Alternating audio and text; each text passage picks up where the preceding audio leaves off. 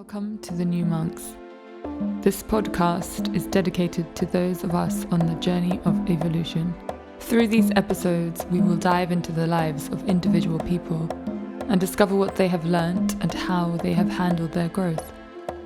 We believe that we all have wisdom to be shared with each other and can learn from listening to each other's stories. Please subscribe to our YouTube channel and Apple Podcasts, Spotify. If you feel like leaving us a review and sharing the love, that would be greatly appreciated.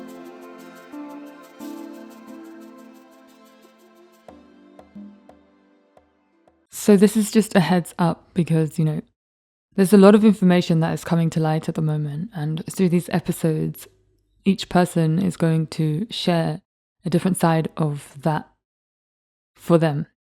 Now, this isn't to say that every single thing that is shared here is going to be 100% accurate.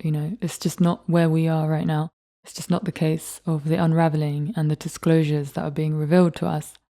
Obviously, things are always changing, and in one moment something can be so real and so true, and the next moment is completely shifted and changed into something else. This is the journey of evolution. This is the journey of ascension that we are going through right now.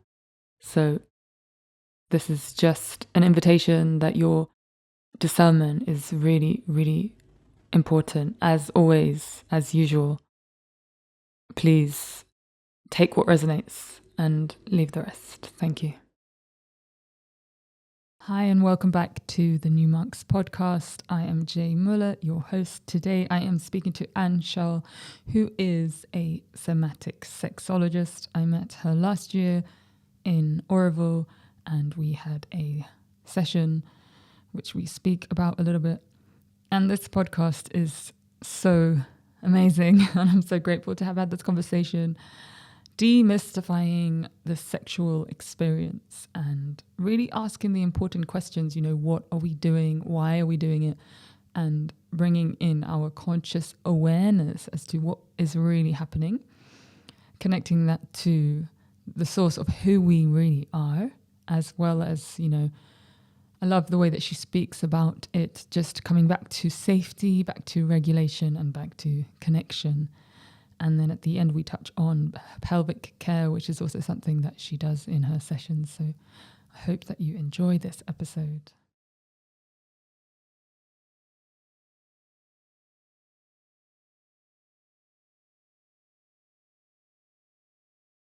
Hi, Anchal. Thank you so much for being here on the New Monks podcast. I'm looking forward to hearing your story and how you got into becoming a somatic sexologist.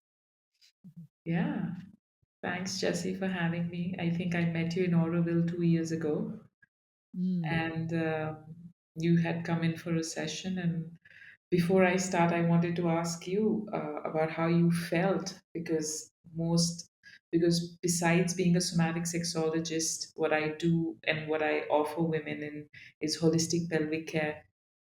Because one of my I'm passionate about um, supporting women to have more ease, joy, and balance in their body, and really look at their bodies as their ally.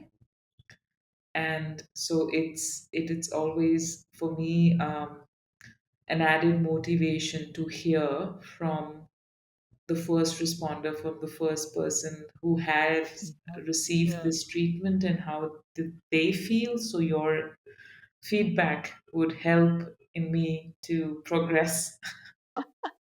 love it. Yeah, the session was amazing. It was quite a serendipitous meeting because we went to your place for a tea ceremony. And then I bumped into you later, and I remember thinking, oh, yeah, no, I need to definitely have a session. And it was amazing. I just think the way that you were working with the body, it's like the knowledge that you had was very connected to the different parts of the body and like how it affects. And definitely opened up a lot for me, Mm, because I think that's a lot of it is just like releasing the tension and mm, yeah, I yeah, guess more relaxation rather than stiffness. yeah. Mm. But it was amazing. Thank you. And just, yeah, before we begin the full conversation, I'd like to just take a few deep breaths in and out. Mm-hmm. Mhm.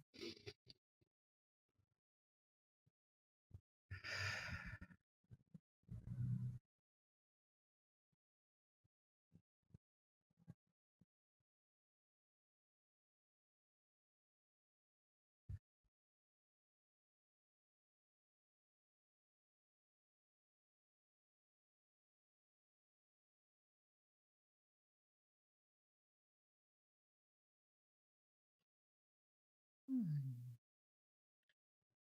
So, how are you feeling right now? Yeah, this is exactly what I feel. This access to ease in our bodies is so crucial. Mm. And that is what I feel as. So, going to your question on why somatic or how I became a somatic sexologist is I started this journey, I think, in 2015, actually. My own relationship, growing up in India, there is little or no information about what is sex, what is sexuality, being a woman, how do we express or have access to pleasure. No, no, it's such a taboo. Um, my mother never had a conversation with me about sex or pleasure. And Mm. I'm sure her mother never had a conversation with her about any of these topics. We're just supposed to figure it out as we go along. And growing up, what are the role models, the attitudes that we see around sex? It is for someone else. I am supposed to make a person happy. I exist for my partner's pleasure. So true. And can you imagine the weight of that pressure that women carry? We may not feel it on a day-to-day basis, but when it comes to intimacy and being in a partnered relationship, there is so much of judgment around, am I able to make my partner happy? And similarly for men, are they able to perform the best Mm. according to their partners without understanding intimacy or regulation? And why even have sex? Yes. Do we even need to have sex? I mean, all these questions were so vague, and I did all the Exactly. mistakes I could in my first relationship. I would give without agreements, and then I would feel shitty. I thought, it's about my partner's pleasure, it's not about my pleasure.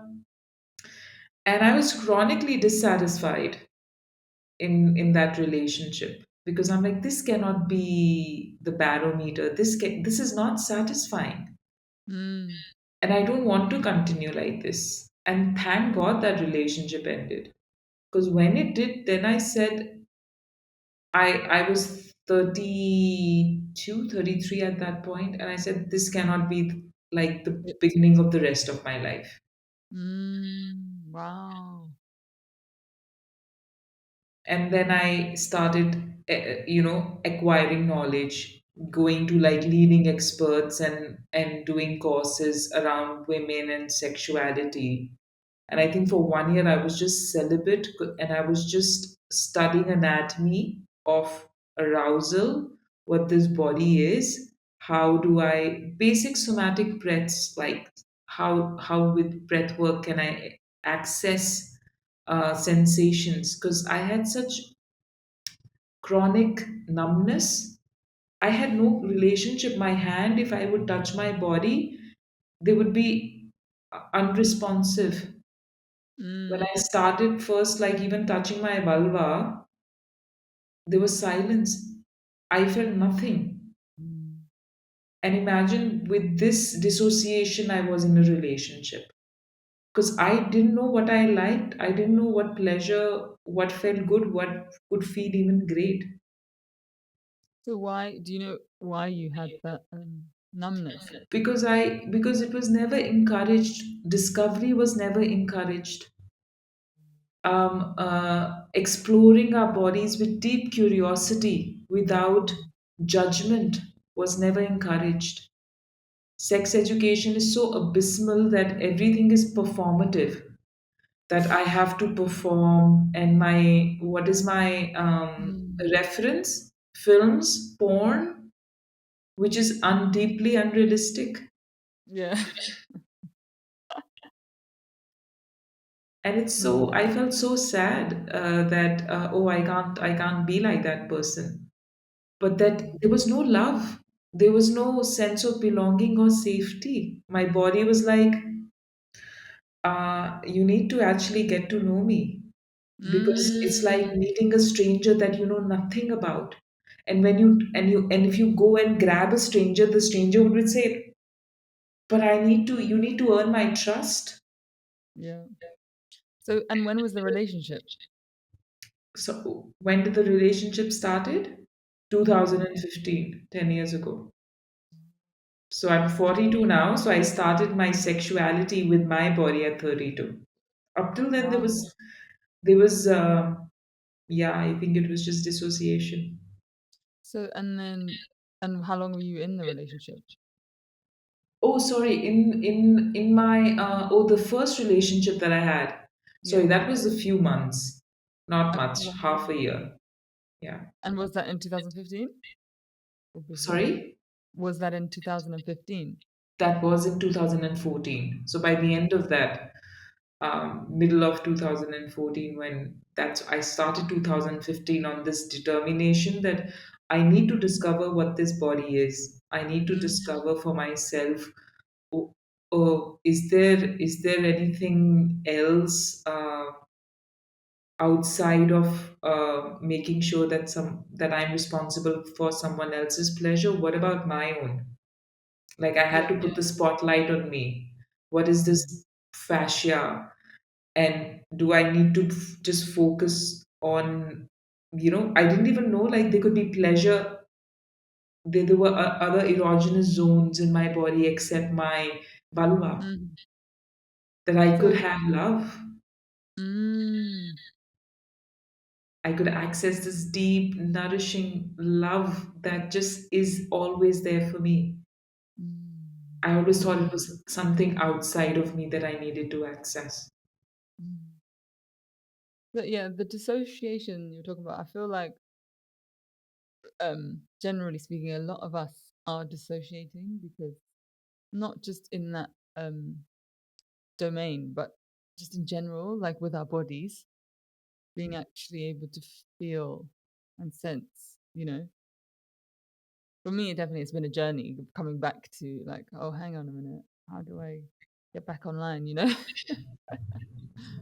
Yeah, Mm. most of us, because uh, when we move away from anything performative, because see the reference, how do we learn how to love? It's like we have to have effort, we have to do things for others. We don't have growing up a role model or attitudes or behaviors around us which tells us that we have to love ourselves. Yeah, yeah, Because even our caregivers, they keep on doing stuff for others, and that's what we train ourselves to think that love is effort. It's something that I have to put my own needs in the back seat and do something else for others. Only then can I get love. Mm. And intimacy and sexuality is no different. That I have to do something for others, then I will feel good. But you have this body, you have breath, you have these faculties. That what I learned in somatic sexology was, um, we are whole. We have everything that we need to access that fullness. But that fullness can be accessed through breathing. Just that the starting of the session, we just uh, you know um, did a few deep breaths, and we just directed our breath into our belly. It was just rest. Mm. That sexuality and pleasure is restful. It's not a Ooh, chase. love that. It's restful. Yeah, what the chase? I feel like, yeah. It is deeply restful and so juicy that you can just marinate in yourself. It's for Mm, you. It's me. It's my body. it's natural. Mm, It's my space. It's my celebration. So, kind of to celebrate your bodies at your own time, at your own pace, without the pressure to do anything, to go anywhere. mm. I feel Create like a we've got it space for so. discovery. Mm, I feel like we've got it so twisted. you know. So you obviously recognized that after that short relationship, and you said to yourself, "Okay, this is not it. I need to discover." But then, where did you go from there? So then, with the embodiment course I started just it just started breathing deeply into the body. The first was a sexuality course, which was about understanding my own anatomy. I mean, I used to be a person when people because sexuality is never spoken about, or orgasms are never spoken about publicly. It's Yeah. always hushed in a closed space. When I was amongst my girlfriends and they used to say, "Oh, yeah, I had an orgasm in this," I used to be quiet because I'm like, I don't know what they're talking about. And at one point, I was like, I really need to discover what this is. Not like go and treat my body with like as a tool to have orgasm, but I wanted to also build a relationship of what happens when I touch myself without agenda and just with deep curiosity, and Mm. bring out the quality of how I want to be touched. Do I want to be touched with attention, devotion? And that's how I started becoming clearer on what kind of partners or lovers I wanted in my life, because I had no idea. I would just uh, mindlessly go and accept touch because I thought this is how it was supposed to be. But when I started bringing the quality of that touch, of how, for example, if I had to say the highest feminine qualities that I want in my body, which was about, if it was about wildness, it was about attention, it was about devotion, it Mm. was about sacredness. And how would that being would like to be touched? She would like to be touched with slow, she would like to have more slowed, pressured touch. And when I received the touch, exactly the touch that I wanted, and I was giving that touch to me, my body Jesus. was just melting and it kept on trusting me and opening up and opening work. And then the neural pathways to pleasure, there was a mind body connection. Mm. Slowly it started unpacking and it started trusting, and then there was sensations, and then with deeper breath I started having more expanded sensations. So it's a journey of self discovery with breath, sound, movement, even visualization in terms of um, what feels good and what can feel great, and how can I be the giver and the recipient of the touch that feels so nourishing and fulfilling Yeah, and I also safe as well, I guess. and Mm. safe. Yeah, because if when I know the map, when I know my body, how it is mapped, at what it likes, what it doesn't like, so there, like in somatic sexology, different aspects of mapping our pleasure. And when we map our pleasure, we don't go into our vulvas first. We map the Yeah, non-erogenous part of the body, bring yeah. the attention, bring our breath there, then Mm. go with the touch and see, okay, when I'm touching myself without agenda, with deep curiosity and presence, what are the sensations that are present there? And what is the meaning that I attach behind those sensations? Does it make me feel more relaxed? Does it make Yeah. me feel more easeful? Is my belly more relaxed? Is Mm. my anal sphincters more relaxed? I'm open Mm. up to more curious, open. There's more openness. There is invitation. There is joy. There is genuine need for having connection.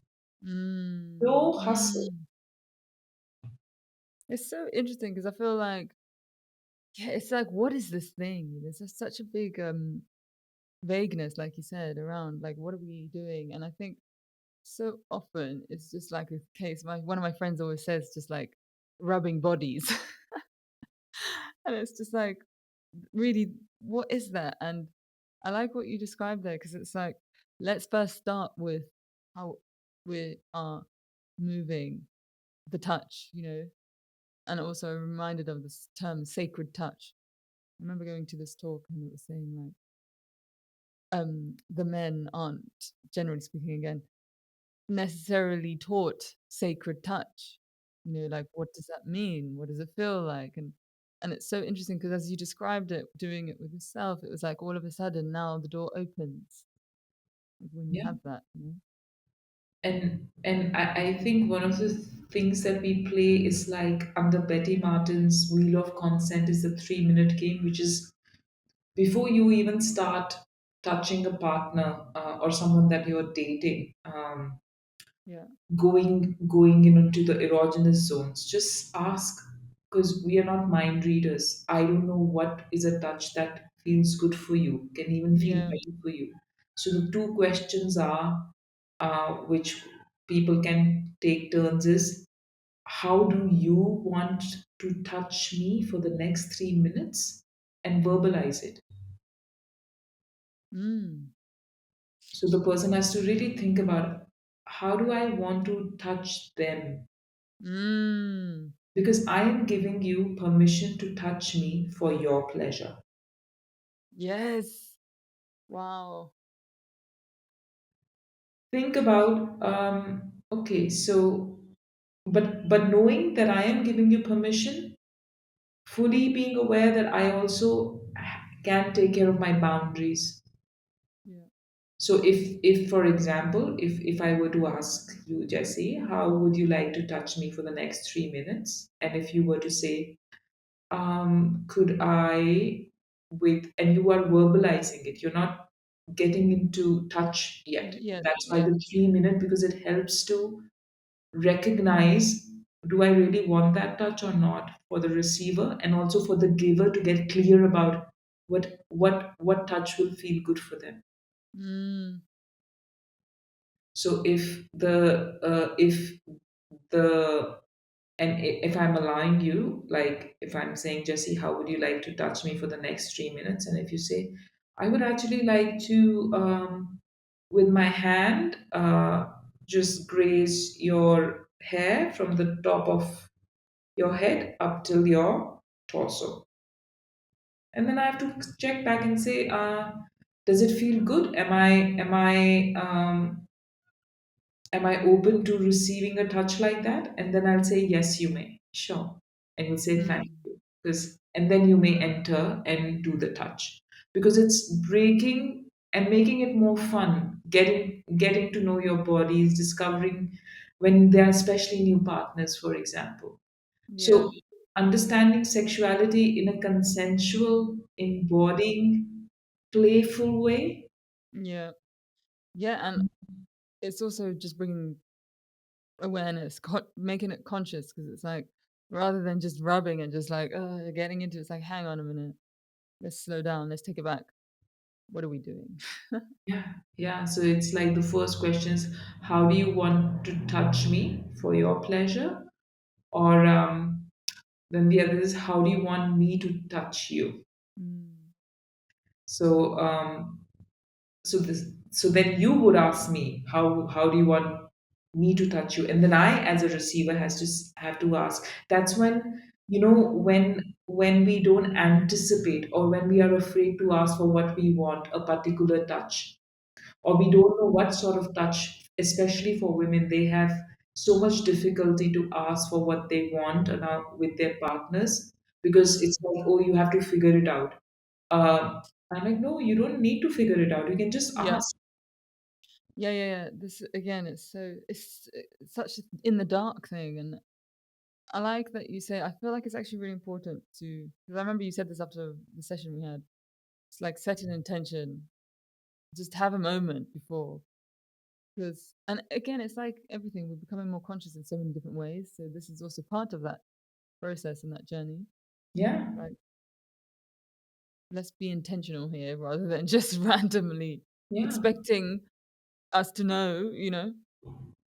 Yeah. Great sex doesn't happen, it happens with safety, and that's the baseline. Like if there is safe and there is clarity or clear communication, intentional lovemaking is far more superior than just like, you know, in my opinion, rather than Yeah. just figuring it out.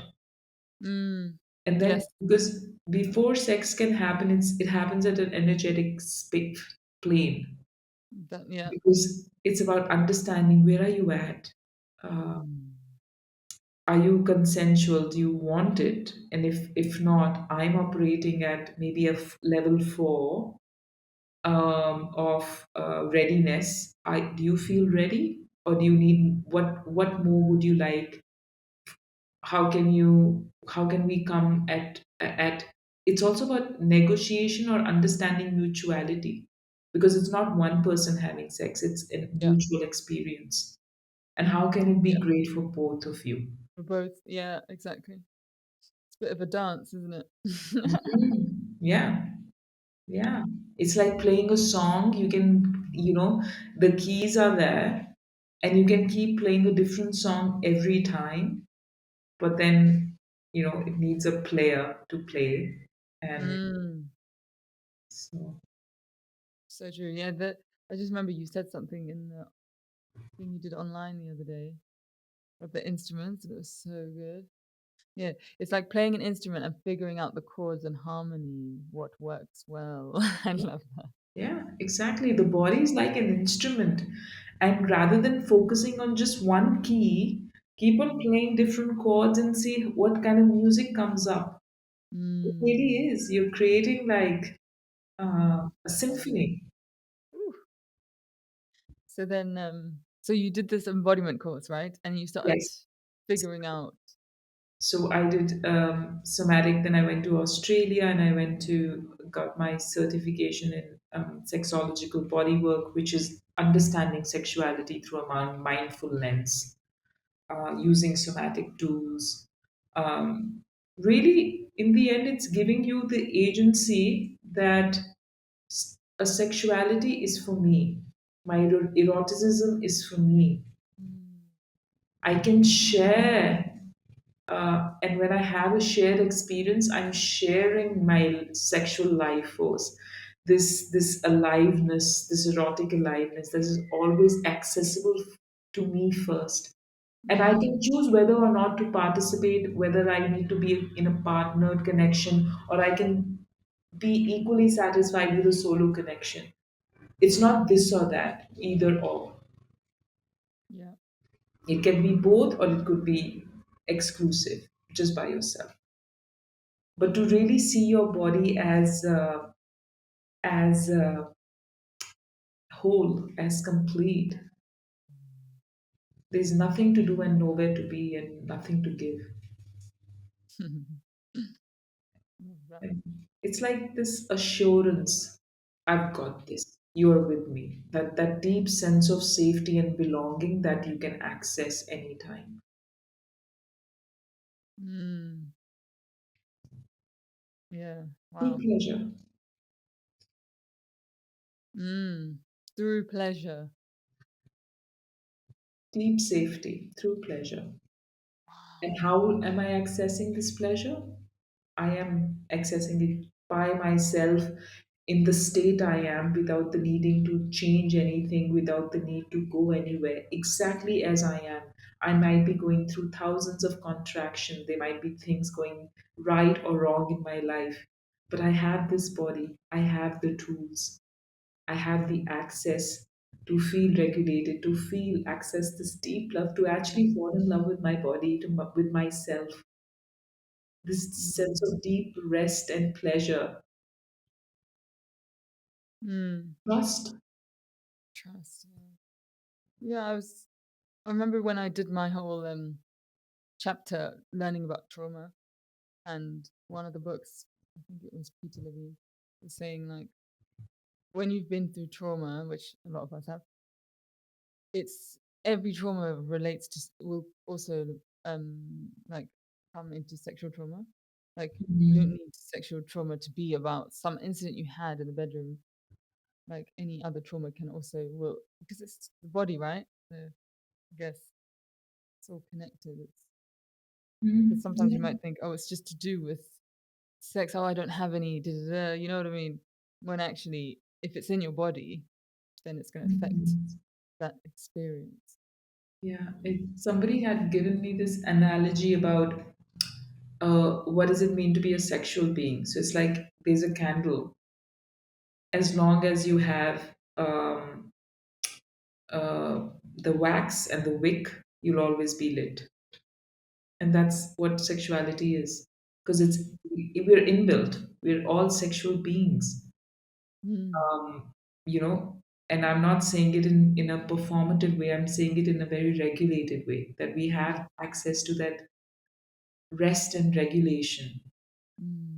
Pleasure or pleasant sensation is not having orgasms. Pleasure and pleasure sensation is something that helps us connect back into who we are and give us the confidence of operating from that sense of belonging. I know myself. I feel Oof. regulated in my body. I don't need to It's. change anything. I feel like it's honestly such a plot twist from what we know, and I think probably a lot of people might feel this anxiousness when it comes to that experience. You know, but you just said something that pleasure is not about orgasm. It's not. Do like what? Because I feel like again, this is another way we've got it twisted, thinking like that's the purpose. That's what we're doing. You Yeah. know. So again, we're pushing the body into performance. Like, there's so many men, for example, chronic fear around having sustained erection. For women, chronic fear about is their vulva open? Would they be able to relax? And that's why, you have tension in your pelvic floor with vulvodynia. Sometimes it's psychosomatic with vaginismus. uh, because again you're pushing your body to perform, that I need to have an orgasm, only then will I have a successful experience. Who said that? I know I literally who just, said that. What is that about? But I feel like some people literally are like, it's nothing unless that's happened. yeah, it's like a measure of success. Yeah. Unless I'm able to ejaculate, unless I'm able to have a sustained erection, unless I'm well lubricated, or I can have multiple orgasm, because that's the performative narrative that we've been learned. No, harder, faster, stronger, longer, better, Yeah. So what does the other one look like? easeful, regulated, juicy, doing things at your own time, at your own pace. And basically, if there's no orgasm, it's okay, right? Yeah, pleasure Just is say it. everywhere in your body. Pleasure is under your feet when you walk on the ground. And you can, just by breathing in, you can open up your neural pathway, your peripheral nervous system, because even with your hands, you can feel that tingling sensation. You can feel the pulsation on your heart, on your body, on your Mm. breath, the back of your spine. When you felt ecstatic, when you've danced, your body spirals. That's Yeah. pleasure is a sense of aliveness, connection. Yeah. You said something else as well in that online class, which It's also the meaning we attach to it. That oh it's yeah, that was I it's love the that. touch. Pleasure is touch. It's the sensation on your body and the meaning you attach to it. So if your meaning is, I need to have that that 10-15 seconds of orgasm, a spurt, and then a crash? Or do I want to be in the state of constant aliveness, openness, receptivity, connection? I love it. I feel like the way you speak about it, first of all, it's amazing because I feel like I can see the joy in your face. And it's just so cool. But also, it's so innocent. And I feel like that's such a big part, again, that I feel like it's been inverted, maybe, purposefully so that we go down this other avenue. But in so many, I would love to talk about this, but just, you said, yeah, before, pleasure in essence is for regulation. And I feel like the word pleasure, again, it's like people think that pleasure means like arousal, like, Hmm. and the way that you held the last session, again, it was so innocent. It was just like, no, like we are pleasure in a way. Yeah, I mean, when you get up in the morning, when for example, if you're walking on the park and you can, through your felt senses, you can access pleasure. Well, if it's smelling the sweetest flower and you feel something in your belly, you feel relaxed in your spine. This is an indication that you're open and receptive. And what is the gift of pleasure? It helps you feel regulated. Wow. Ooh. I feel like one of your things is that it's redefining what pleasure is, Mm. because again, it's like I feel like we've got it twisted. It's it's accessible in the most smallest of actions, Mm. but we need to slow down. Yes. So true. So true. Really slow down to feel. And that's why the word embodiment. The Mm. great sex is not about performance and sustaining longer erection or having orgasm. It's about actually slowing down to feel and access what is happening inside your own body and really feel the love and the openness and the receptibility, the joy. Nobody defines the act of sex as joyful connection, but joyful, easeful connection with a partner that helps you feel safe and This loved. is it's so amazing. I feel like literally, it's such a redefinition, redefining of what is actually happening and what we're actually doing. Why do you think that it's been so manipulated? Like, because I feel like maybe even just in your own experience, like the way that you came to that place of real deep safety as well. I think people are in general fearful about pleasure because when they think about sexuality, so for example, it's human, we are humans, right? And there is humanity. Humans by default are people. Sex by default is like what? Your vulva, your genitals. What is sexuality? Is the meaning you give to it. Yeah, that's true. Just like It, humanity, it's sexuality. it's who we are. It's who we are. And as babies, we are deeply curious and we run and we grab a person and we want to give belly hugs and it feels so joyful. We are clowns. We're not thinking about our sexual bits, our sexual parts, but there is a sense of control. There's a sense of to take away that agency of innocence, of Innocent. exploration. Yeah. Yeah, I feel like that's it. I think culturally as well that it lacks the innocence. Yeah. So and now it's coming in with all these things like you're saying. It's like the performance. It's like Yeah. the definition we're giving ourselves. Like, oh, it needs to be like this. I need to have an orgasm. Da, da, da. When actually, when But you it, take it all it, away, it starts early on with shaming. oof. Mm. No, don't touch that part of your body. No, that's your ass is disgusting. But the ass is the most beautiful, regulated way of getting into your parasympathetic nervous system through anal breaths. the fastest way for you to come out of a panic situation. If you're upregulated, just it will help you. So when you start labeling things and giving it uh, a meaning, which is shameful, then what? So Yeah. example, for example, if this was your body part, your vulva or your penis or your ass, and it says, oh, it's disgusting, it's dirty, what is the energy of this organ? How would that feel? Or even if we label any a human being, how would that human being feel? They'll feel Mm, contracted, they'll feel yes. shame, they're like, okay, I will not show up, I will not show up as I am, in my uh, in my authenticity, in my joy, but I will be contracted. Contracted, And if yeah. you try to touch me, I will still be contracted because I don't Contracted. trust you because you've not been kind to me. And it's also it's an imprint that stays there until into adulthood. Yes. And this is what, like this is what happens, that the trauma gets stored in the fascia because the Yes. body remembers.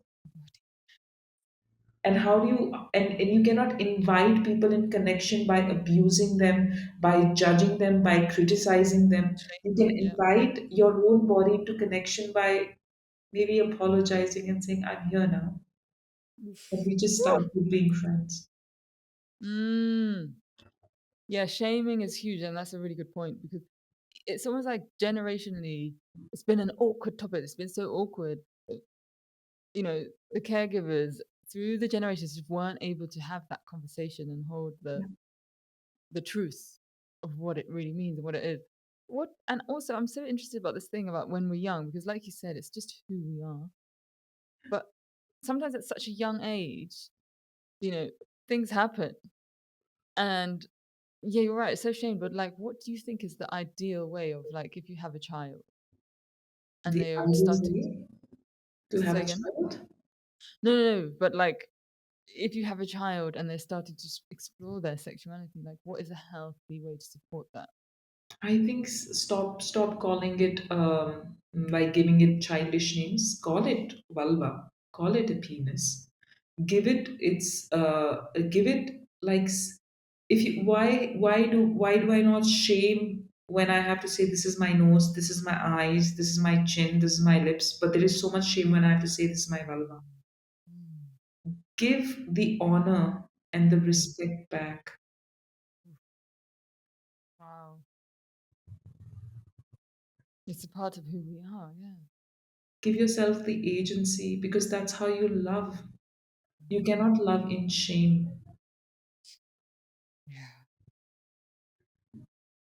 What and then how do you feel about because again there's such demonization I guess with when children are so young and they begin to explore that again how do you feel is this healthy safe way. I think as adults, when we stop shaming our own body parts because they are sponges. That's why it's very important for an adult or immediate caregiver to have a loving connection with their own bodies, their own sexuality. Mm, Um, and first would be like as a primary caregiver, show that this is a part of who you are. mm. There's nothing to be shameful about. Wow, yeah. And give them permission to explore. You can always say, hey, this is a beautiful exploration. You're welcome to explore it at your own time with your own space in the privacy of your home so that you feel safe. um, and I'm here, I see you, I support you, and I welcome you to explore it in the safety of your home. So, so different. Right, so different. And the children don't have these meaning attached to sex. They just say, hey, this is a sensation which I've never experienced before. I'm so deeply curious about it. Yeah, And there is joyful, there is glee, Mm. and there's giggles around it. So true. And I think, again, it's like, I think why people might think it's weird and strange is because of the meaning they have around it, the Exactly. definition It's they've given. it's the And collective actually, meaning that they yes, force their children to have have. is Ooh. shoved down. And again, like what you're describing is so innocent and it's so playful and it's just yeah, who we are, like you say. I love that. That what an amazing response.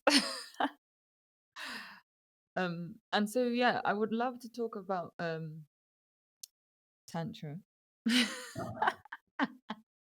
I'm not a tantra expert, but Oh I no. I've understood sexuality from the perspective of um, going through a lot of conferences which had aspects of Tantra, Tao, and shamanism, and it just opened me up to understand sexuality not from a physical lens, but from an energetical, ethereal lens, from archetypical lens, from the lens of, say, a divine masculine or divine feminine, or a dark masculine, light feminine, which are different archetypes, and they work wonderfully when one wants to kind of have more insight into how do I want to operate within my sexuality?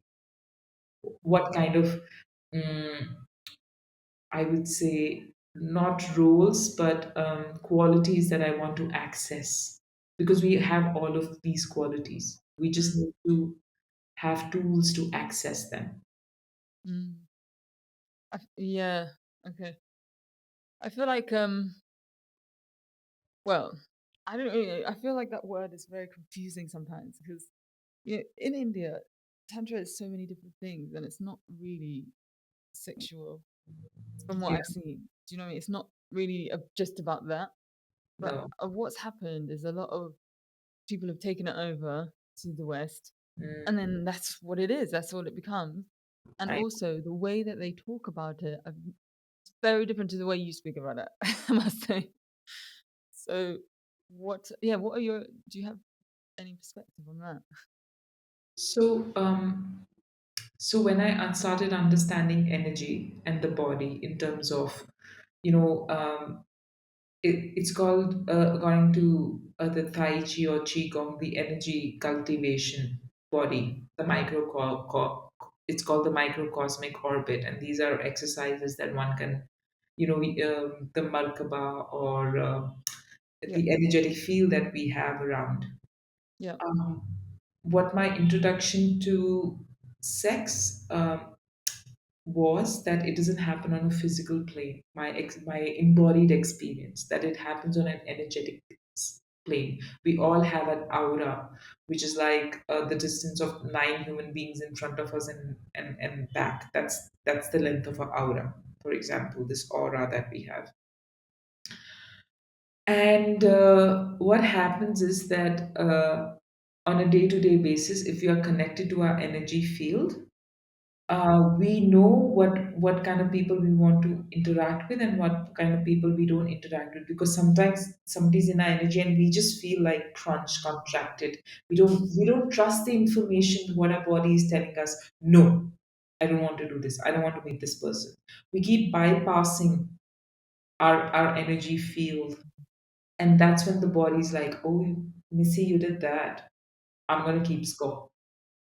So Mm, it's this, you can call it like the subtle infiltration of our own. We keep bypassing our own bodies till it's a really strong no, and then that no can come up in terms of contraction. It can come in the form of disease. It can come in terms of dissociation, anger, rage. Sometimes when we don't even express these emotions, then they get stuck in the body, and that's where these somatic markers happen, and we may feel unwell. mm, It all starts at an energetic level. So with tantra, with the practice of Tao, shamanism, and tantra, what I discovered was to trust that energetic field, to really understand what an embodied yes or a no means to me. If my body, and to have reliance, if my body is telling me, no, I don't want to be touched, or I don't want to talk to that person, don't talk to that person. Develop that agency and that trust in your body's ability to be your ally. You trust your mind, we trust our mind, but we do not trust our body. Can we at least start taking baby steps of trusting the body and say, okay, where will it lead? I'm not saying make big decisions, but in terms of decisions of, do I want to do this right now, or don't want to do this right now?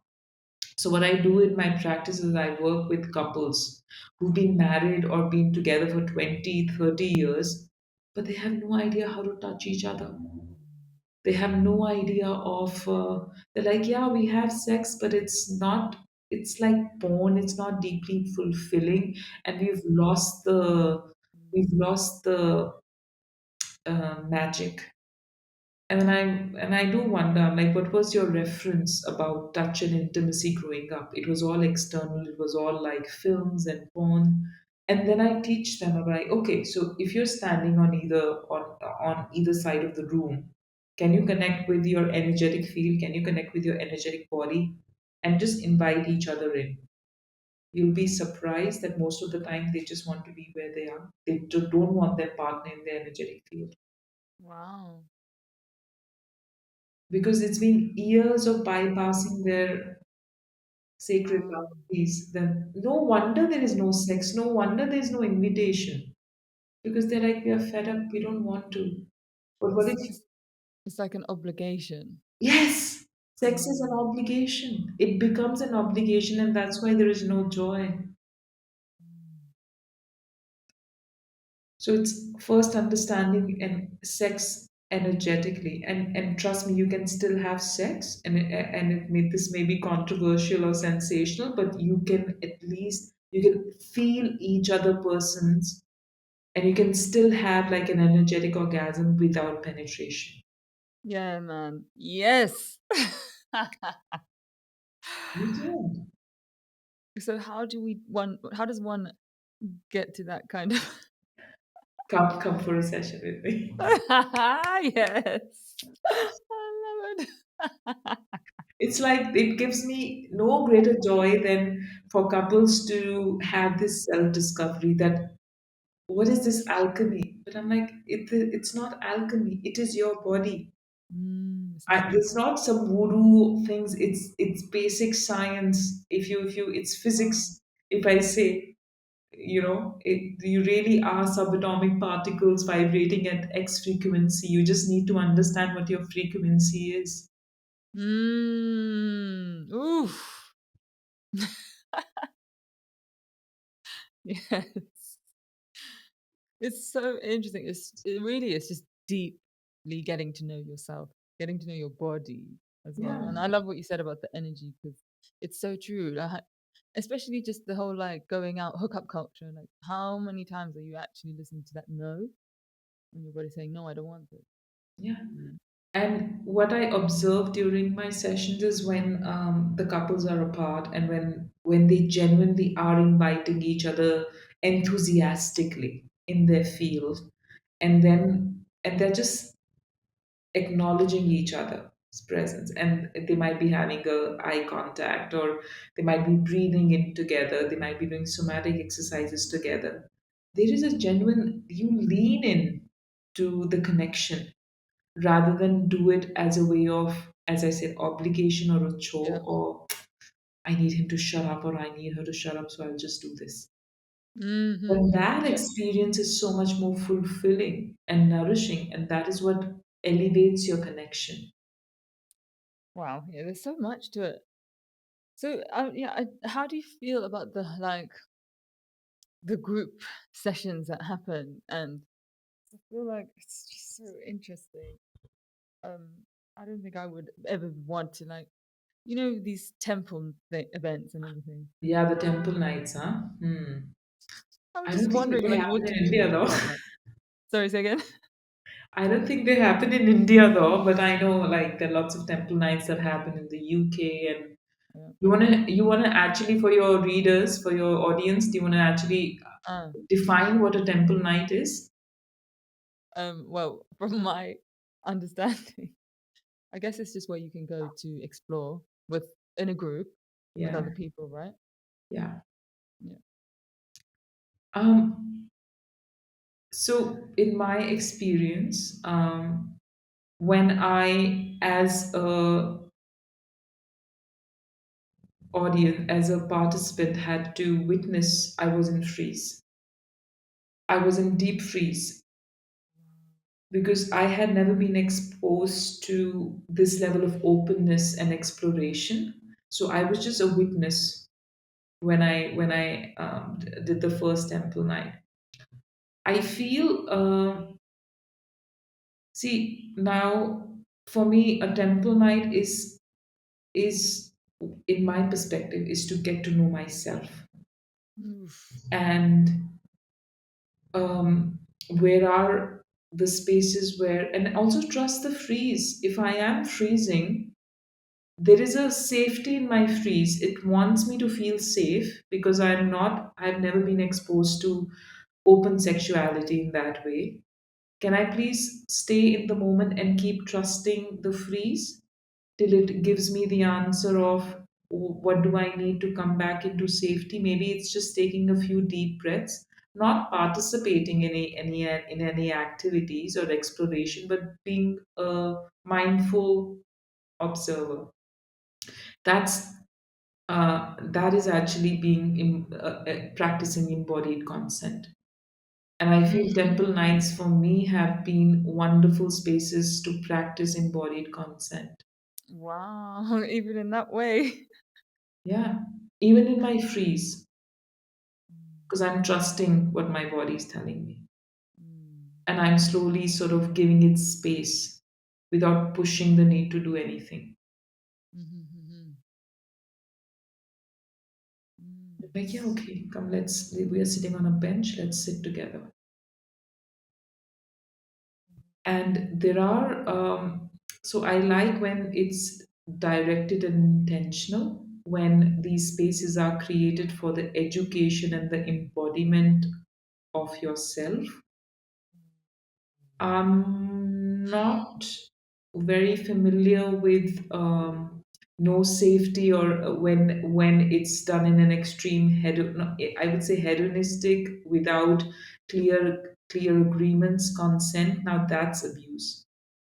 So I don't know who. So it's very difficult for me to Yeah, share, if there are any not to my knowledge, if there is anyone who does yeah, yeah. temple nights in with integrity or authenticity, because I Yes, feel for people to participate they need to be highly conscious and aware. yes. Well, this is exactly what I was thinking. It's almost like those dynamics of the definition that we already, the old, definition are playing out still. Yeah, it's like, there has to be a very high level of self responsibility and awareness. Oof. Yeah, and that's like the foundation of it. Yes, that's the basic found. Safety is foundational, and safety comes with when people are aware, accountable, and responsible. Yeah. Mm. So after you had that experience, did you go back to it? Did you go back Yeah, to? because it was a part of the training, and I went Okay. back. So I choose to participate to the level of my comfort. So it was like, yeah, just give me a head massage or just give me a back massage. I did Okay. not cross my boundary. Mm. I kept on trusting my boundary and opening and going with the pace that felt, which where I kept felt regulated and open. So for you, it was what you're describing, I guess, as well before, just listening to your Yes, body. yeah, and trusting And and valuing that information. yes, yeah, right. Noticing, trusting, valuing, and communicating that Mm. information. Yeah, which I guess is what it's supposed to be anyway, right? Yeah. Yeah, I think the trust and the value doesn't happen most. Yeah. Yeah, it doesn't happen a lot, right? Yeah. So that's why slowing down helps. Mm.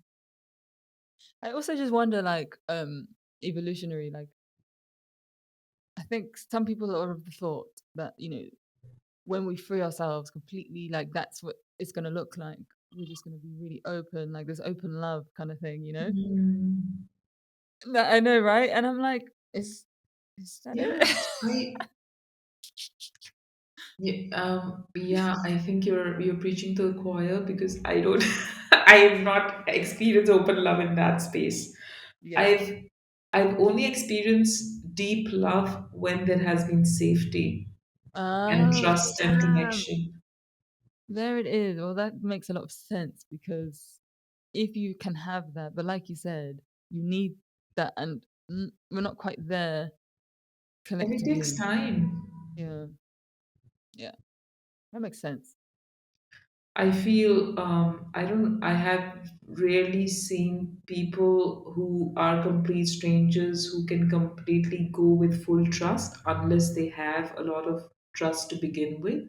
But if they're Mm, strangers meeting, then I just want to maybe have an eye contact with them, do a few mm. breathing exercises, maybe play the 3 minute game. How do you want to touch me without them to having touch in any of my erogenous zone? Maybe they just want to like, can I just put my head in your lap and sleep for 3 minutes? It could be just building these step two deeper intimacy so that my Well, body can lean in and trust. this is exactly it. I feel like now it's becoming a bit clearer. These steps that you're describing, this is again why I feel like when I speak to you, it's so innocent because it's like, let's build the foundation first. And then, and also there's so much jewels within the foundation anyway, like Yes. at the same time. And then sometimes maybe when you go to these different events or classes and things, those foundation pieces, because it takes time, like you said, it takes time. They're not necessarily there, and people are doing all sorts. And I don't know, who knows if they're listening to their own sacred no. Yeah, yeah. So even in my classes, when I do online classes, I always say you participate to the level of your comfort. Mm. And there's also the other element of it where it's like that animalistic thing. What is that about? Like it's again, it's connected to the orgasm. Like just want to, Yeah. because sometimes people might be like, oh no, da, da, da," when actually it's just that, you know. Yeah, there's a gift of primal play also when you want to just base it not on your logic and you want to just go be creatures of the underworld and just play. That's fun too. The gift of that is that it helps you to be more childlike, grope, grab. Uh, but I would say that the container, the agreements have to be very clear. What can happen, what cannot happen. So, for example, this is this book. It's Primal Prey. There is this book, and yeah. Now, if there are a couple of children, and it's just an open field, and there is a pole here, and the children are being told, hey, you can play anywhere. I guarantee you the children will just keep on playing around the pole. Just this, they will think this is the area. But if I put four different poles around the boundary and I connect it with a rope, then my playing Wow. field becomes bigger. Then I You know say, what I can do, what I cannot do. And I feel more safe. I can extend, I can run, I can jump. That is the gift of clear boundaries and communication in play, in primal play. Then you mm, can do all sorts of permutation combinations and have fun doing it. Because you know you're safe. There is a boundary. I know nobody will touch me here. I know nobody will touch, nobody will cross that boundary. mm. love it. Sometimes I feel like with men, I've definitely experienced this like complete, like there's like a lack of presence when that thing Mhm. takes over. Do you know what I mean? It's like they're like gone into some other, you know? Yeah. So what would it take you to pause and invite them in back into presence? Mm. It's also we think that if we ask for a pause that we are stopping the flow, but Sorry. it's not. Thank you for saying that. Yeah. Because it's for you too. Mm. And for it to feel good and great, your partner will sense whether you're present or not, or whether you Yeah. feel contracted or not. Yes. So request for a pause and say, hey, yeah, could we just come back into connection? Maybe just take a few deep breaths, or Mm. play the game, Yeah. or say, hey, I wanna try something else. Mm. That's why the 3 minute game is like the cornerstone of Yeah. consent, boundary setting, playfulness, Mm. Mm. connection. Love it. So just thank you. Rewinding back now. You said at the beginning, I loved it. Why are we doing this? What is your understanding of that? Like why? Why are we doing that? I think because I had the gift of accessing so much of love and connection with my own body through these exercises that there was no need for me to look outside myself. And I want every woman to access that. Really, like, I'm so glad I'm alive. I'm so glad I have this body, and I'm so glad it's with me, like it's my ally. But I genuinely do love myself. And Mm. and thank you for being here. I just want to say that. So is that something do you think that we can receive when exploring with another person?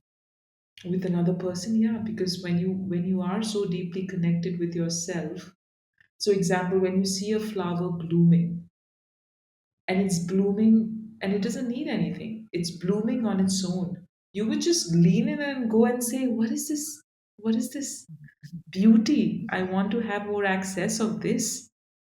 I'm doing nothing, but I'm just connected to my body, my sexuality, my innocence, and I'm operating from that joy. It's not that you can give me anything. I can share this joyful state with you, this easeful state, this embodied state, and together help you access that too if that's what you need. But Mm. it comes with understanding my own self, my own body, my own sexuality. What is it what I like? What is it that I don't like? And then sort of inviting somebody into connection rather than expecting them to fulfill something that we haven't discovered for Yeah. ourselves. Mm. So thank you. I think the answer you were giving was about why we like reconnecting, right? Sorry, what I meant to ask was why are we, having sex? Like what is that? Ah, But so if I had to ask you, what was your peak sexual experience and what was the feelings that you got out of those oh, experiences?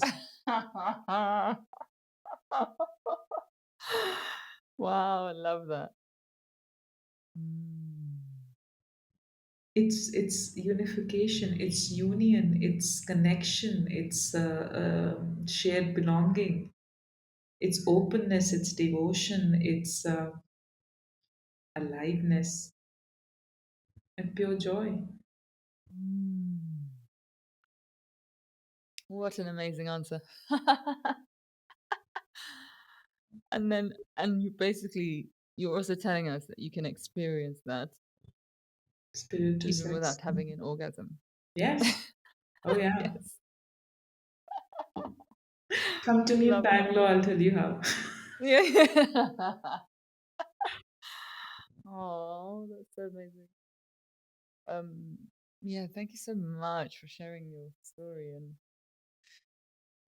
so great. There's people like you are here, out here, Yeah. reminding us, really that there's not just one way to do it. Mm.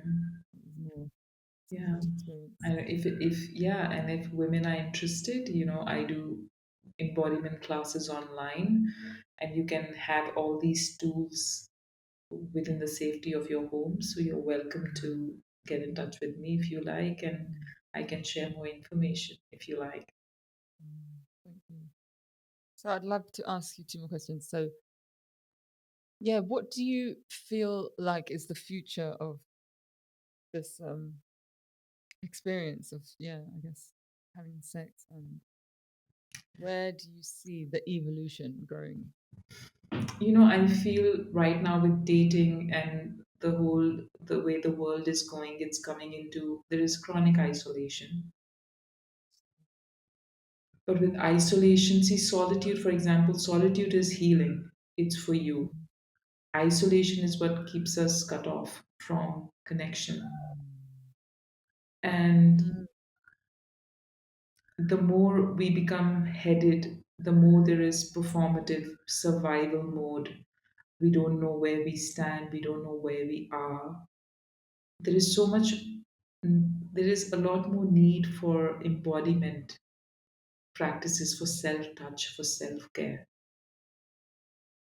mm, Because that's the fastest way into regulation to connection is our own body, our own hands, touch, sensation. mm, This is the tool for safety, for openness, and for trusting that we have ourselves. um so I'm hoping that people are still connected with their bodies, or are consciously trying to find ways to discover and stay connected to this fascia, this body, this bones, value, notice the information, and treat their body as their ally, and not as an enemy, and have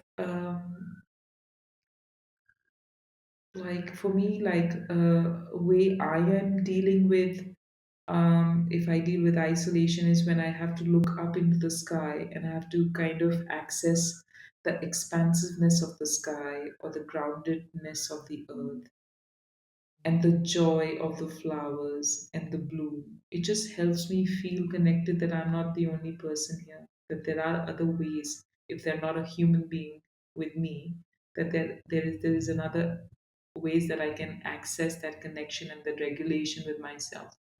And these are just metaphors that I'm saying, but that expansiveness, that openness, the depth is all inside of me. mm-hmm. Wow, yeah, it's very profound, and it also just feels like the spiritual journey, it's coming home and really Yes, coming home. it is. We all are on a journey to come home. We may have different tools. Sexuality is a tool, breath is a tool, touch is a tool, but it's all about coming back to yourself. Mm, amazing. So I just finished reading this book, Secure Love by Julie Manano, and right at the end, I remember her saying, people sometimes in relationships, people have different libidos, and anyway, she kind of spoke about it a bit, and she just concluded the chapter saying there is no normal, you know, frequency of how often you should. And I was just like, wow, Yeah. like someone said it. Yeah. You're like, yep. No. Because sometimes we put this pressure on ourselves, like, this is the healthy. In order to be a healthy relationship, we need to. Yeah, there's nothing normative. There's no benchmark on this. Yes. You can go for years without having sex, sexual in the sense intercourse. But Say that as again. long as you have that access of joy in your life, What did you just say that sentence? Sexual intercourse? you can go for years without having sexual intercourse or a Ah, partnered okay. sex. It's not a benchmark that you need to have X number of sexual this thing. But I'm not saying that that's I'm prescribing that, but I'm saying there is a possibility, and yet you can still be joyful. Yet you can still have this orgasmic life force energy which is inside of you because you're using it only for yourself. Mm. Mm.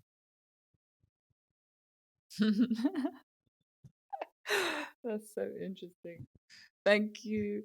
So the question that I like to finish on, that I ask everyone is, what does freedom mean to you? Oh, oh my god, I love that question. It's the essence of life.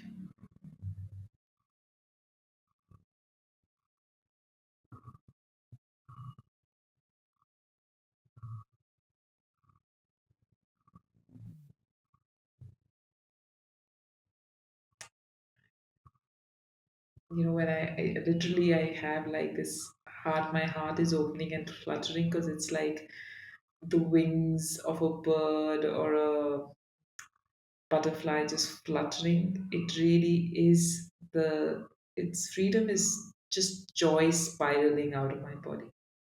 Mm. Yes. Oh. Ah, thank you. I feel so good. Like my heart is just open now. Oh, giving you a hug. Yeah. Feels like, yeah, such an amazing conversation. Yeah, Thank thank you. you. Mm, And yeah, we'll put all of your links as well so people can find you in the description as well. would be great. Yeah. Yeah, I would love to even talk more about the other aspect, which is pelvic care, which Ah, is yeah. about very important stuff, which we can maybe talk another time. That would be nice. When you say pelvic care, what do you mean?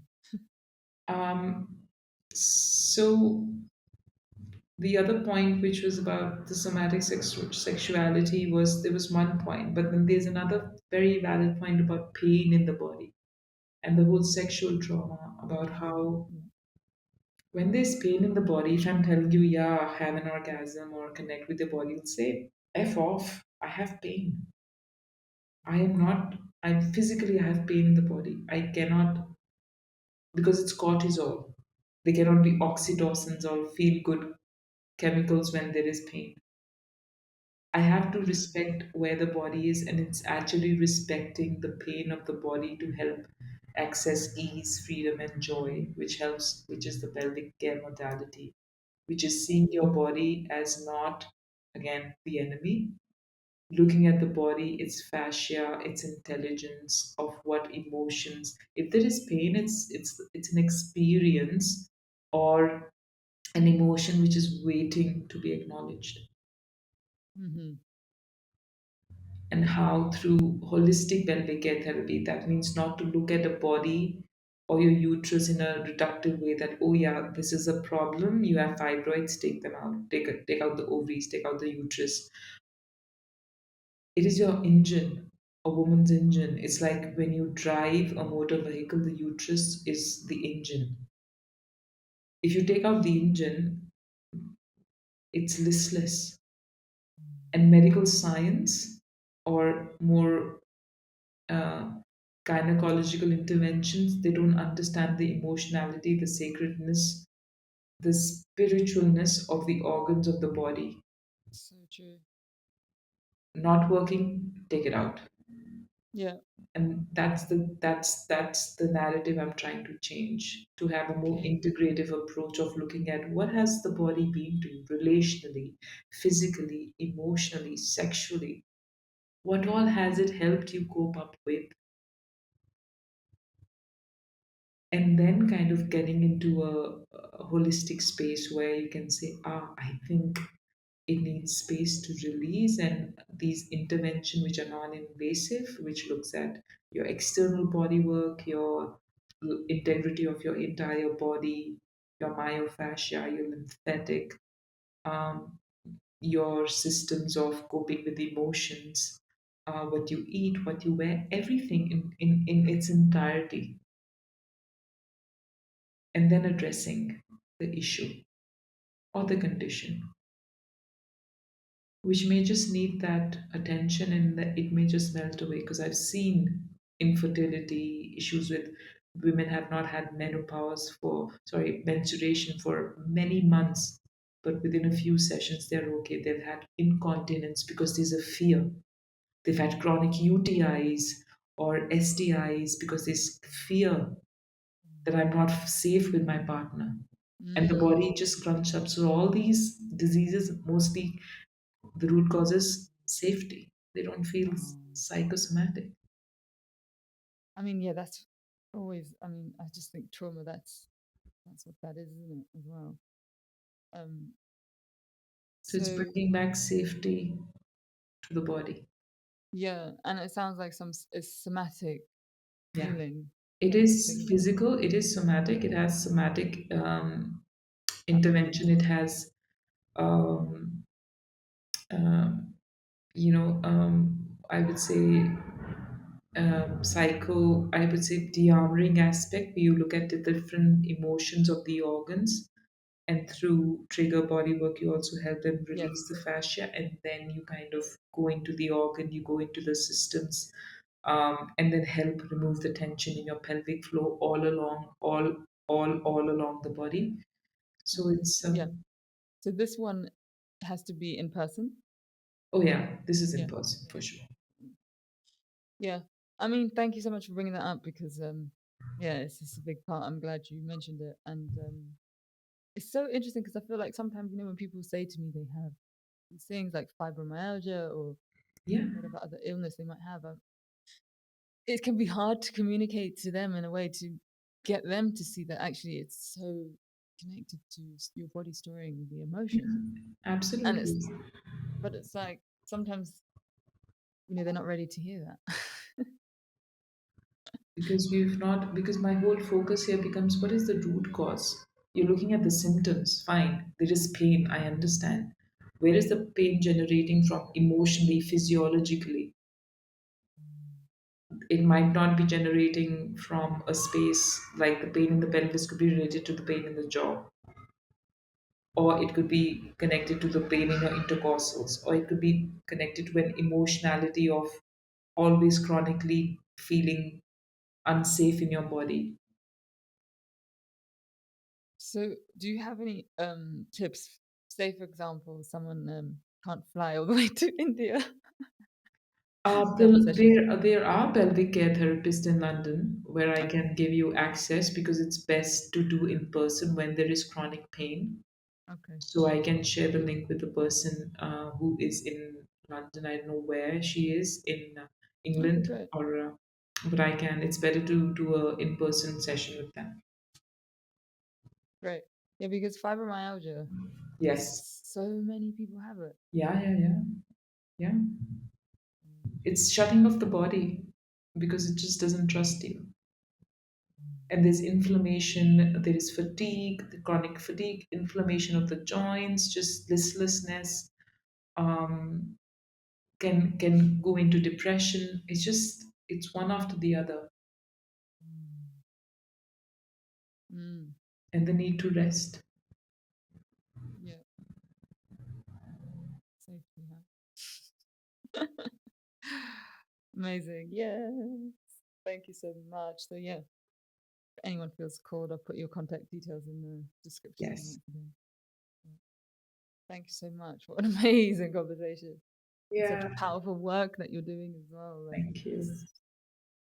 retraining, changing the definition and meaning of such demystifying this topic, really. Thank you. Bye. Thank you so much for listening to this episode and to this podcast. We hope that you can gain many insights through the art of listening. If you haven't already, we would love it if you can follow us on YouTube, on Instagram, and leave us a review on Apple Podcasts if that feels right for you. We've also just launched our first online course, Awakening 101, a ninja's guide to navigating your spiritual awakening, which is led by me and is offered via donation. So if you feel called to that, then please dive in. It's available via our website. Thank you.